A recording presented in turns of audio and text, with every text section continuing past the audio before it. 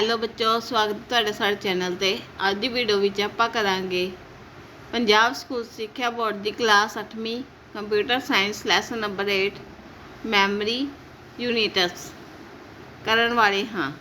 ਜੇਕਰ ਤੁਸੀਂ ਚੈਨਲ ਤੇ ਨਵੇਂ ਹੋ ਤਾਂ ਚੈਨਲ ਨੂੰ ਸਬਸਕ੍ਰਾਈਬ ਕਰ ਦਿਓ। ਆਓ ਵੀਡੀਓ ਨੂੰ ਸ਼ੁਰੂ ਕਰਦੇ ਹਾਂ।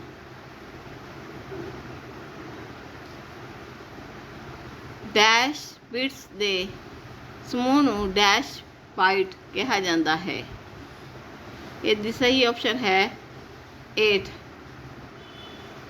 ये सही ऑप्शन है कूड़ा 8।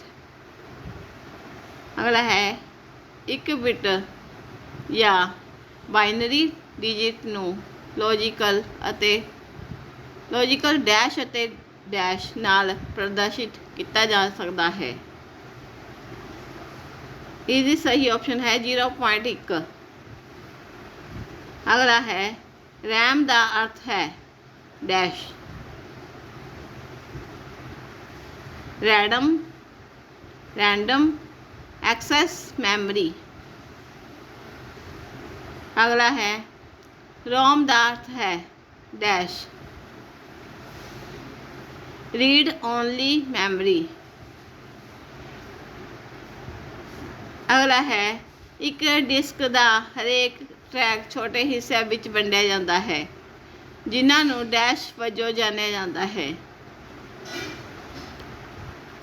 सैक्टरज आगे बच्चे छोटे उत्तरां वाले प्रश्न। मैमरी की है? यह उत्तर आना है कंप्यूटर मैमरी दिमाग की तरह है। मैमरी वह जगह होंदी है जिस विच कंप्यूटर डाटा ते काम करन लई जरूरी हदायतां नूं स्टोर करके रखता है। इस विच काम करन वास्ते डाटा ते हदायतां हुंदियां हन। मैमरी छोटे हिस्सिਆਂ विच वंडी हुंदी है जिस नूं सैल कहंदे हन। हर सैल दा एड्रैस वखरा हुंदा है। दूसरा प्रश्न है वख-वख किस्मां दीयां मैमरीज दे नाम लिखो। इसदा उत्तर है internal memory, cache memory, primary memory.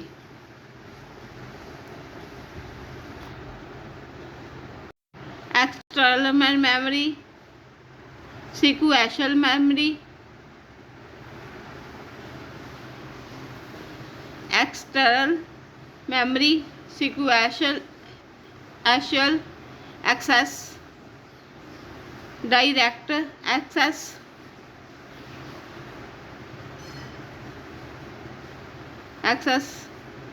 अगला प्रश्न है प्राइमरी मैमरी की है। इसका उत्तर है प्राइमरी मैमरी वह मैमरी होंदी है जिस विच CPU की सीधी पहुँच होंदी है। कंप्यूटर इस तो बगैर शुरू नहीं हो सकता। यह मदरबोर्ड उपर CPU के नेड़े होंदी है। अगला प्रश्न है रोम दीयां वख-वख किस्मां दे नाम लिखो। इसका उत्तर है रोम दीयां वख-वख किस्मां हेठ लिखे अनुसार हैं मास्कड रोम, प्रोग्रामेबल रोम, इरेजेबल रोम अते प्रोग्रामेबल रोम। इलैक्ट्रॉनिकली इरेजेबल रोम अते प्रोग्रामेबल रोम। बड़े उत्तरां वाले प्रश्न। रोम अते रोम का वर्णन करो। रैम अते रोम का वर्णन करो। इसका उत्तर आना है रैम का पूरा नाम है रैंडम एक्सेस मैमरी है। यह कंप्यूटर का डाटा अते हदायतां स्टोर करता है जिस ते कंप्यूटर काम कर रहा हुंदा है। यह मैमरी स्थिर नहीं हुंदी। बिजली बंद करन नाल इसका डाटा नष्ट हो जाता है। इस तो बगैर कंप्यूटर काम नहीं कर सकता। रैम की श्रेणी वंड रैम नूं हेठ लिखियां श्रेणियां विच वंडिया जा सकता है। स्टैटिक रैम यह मैमरी उदों तक डाटा स्टोर करके रखती है जब तक इस विच बिजली आ रही होंदी है। इस विच 6 ट्रांजिस्टर की वरतों की जाती है। इस विच कैपेसिटर नहीं लग्या हुंदा। ਟ੍ਰਾਂਜਿਸਟਰਾਂ ਦੀ ਲੀਕੇਜ ਨੂੰ ਰੋਕਣ ਲਈ ਬਿਜਲੀ ਦੀ ਲੋੜ ਨਹੀਂ ਪੈਂਦੀ, ਇਸ ਲਈ ਇਸ ਨੂੰ ਰਿਫਰੈਂਸ ਕਰਨ ਦੀ ਜ਼ਰੂਰਤ ਨਹੀਂ ਪੈਂਦੀ। ਡਾਇਨਾਮਿਕ ਰੈਮ, ਇਸ ਮੈਮਰੀ ਨੂੰ ਵਾਰ-ਵਾਰ ਰਿਫਰੈਸ਼ ਕਰਨਾ ਪੈਂਦਾ ਹੈ। ਇਸ 'ਤੇ ਰਿਫਰੈਂਸ ਸਰਕਟ ਲੱਗਿਆ ਹੁੰਦਾ ਹੈ ਜੋ ਕਈ ਵਾਰ ਪ੍ਰਤੀ ਸਕਿੰਟ ਨਾਲ ਚੱਲਦਾ ਹੈ। ਇਹ ਮੈਮਰੀ ਸਸਤੀ ਅਤੇ ਛੋਟੀ ਹੁੰਦੀ ਹੈ। ਇਸ ਵਿੱਚ ਟ੍ਰਾਂਜਿਸਟਰ ਅਤੇ ਕੈਪੈਸਿਟਰ ਲੱਗੇ ਹੁੰਦੇ ਹਨ। ਰੋਮ ਦਾ ਪੂਰਾ ਨਾਮ ਰੀਡ ਓਨਲੀ ਮੈਮਰੀ ਹੈ।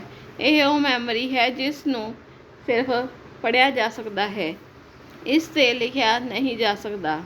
ਇਹ ਸਥਾਈ ਮੈਮਰੀ ਹੁੰਦੀ ਹੈ। ਇਸ ਵਿੱਚ ਕੰਪਿਊਟਰ ਸ਼ੁਰੂ ਕਰਨ ਦੀਆਂ ਹਦਾਇਤਾਂ ਹੁੰਦੀਆਂ ਹਨ।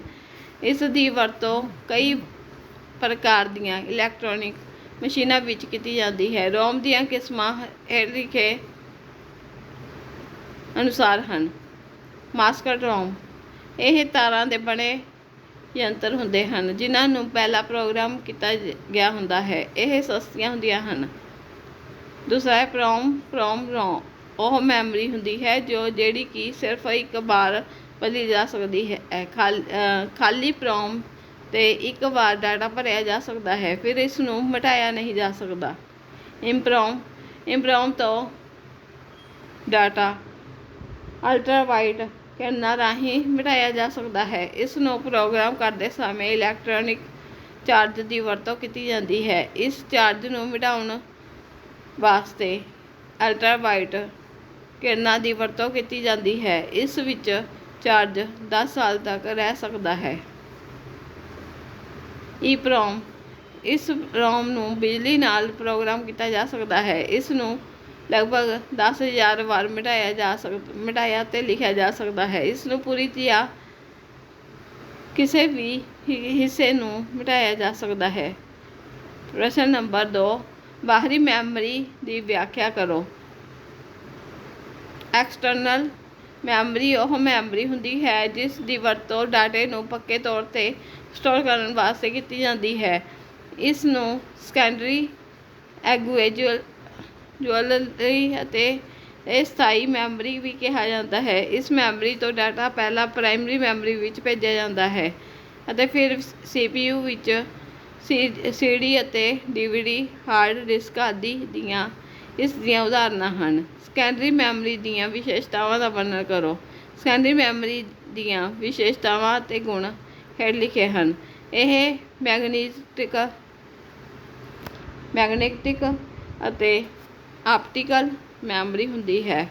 ਬੈਕਅਪ ਰੀਯੂਜ਼ੇਬਲ ਮੈਮਰੀ, ਸੈਕੰਡਰੀ ਮੈਮਰੀ ਵਿੱਚ ਡਾਟਾ ਪੱਕੇ ਤੌਰ 'ਤੇ ਰਹਿੰਦਾ ਹੈ ਜਦੋਂ ਤੱਕ ਕਿ ਅਸੀਂ ਇਸ 'ਤੇ ਕੁਝ ਹੋਰ ਨਾ ਲਿਖਿਆ ਜਾਵੇ ਜਾਂ ਇਸ ਨੂੰ ਯੂਜ਼ਰ ਦੁਆਰਾ ਨਾ ਮਿਟਾਇਆ ਜਾਵੇ।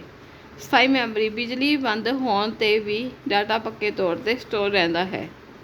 ਭਰੋਸੇਯੋਗ, ਸੈਕੰਡਰੀ ਸਟੋਰੇਜ ਯੰਤਰਾਂ ਦੀ ਉੱਚ ਭੌਤਿਕ ਸਥਿਰਤਾ ਕਿਸੇ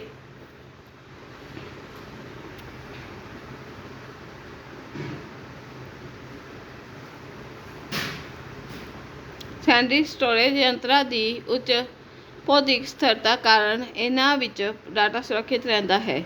ਵਰਤੋਂ ਵਿੱਚ ਆਸਾਨੀ, ਕੰਪਿਊਟਰ ਸਾਫਟਵੇਅਰ ਦੀ ਮਦਦ ਨਾਲ ਅਧਿਕਾਰਿਤ ਲੋਕ ਡਾਟਾ ਨੂੰ ਜਲਦੀ ਲੱਭ ਸਕਦੇ ਹਨ ਅਤੇ ਵਰਤੋਂ ਕਰ ਸਕਦੇ ਹਨ।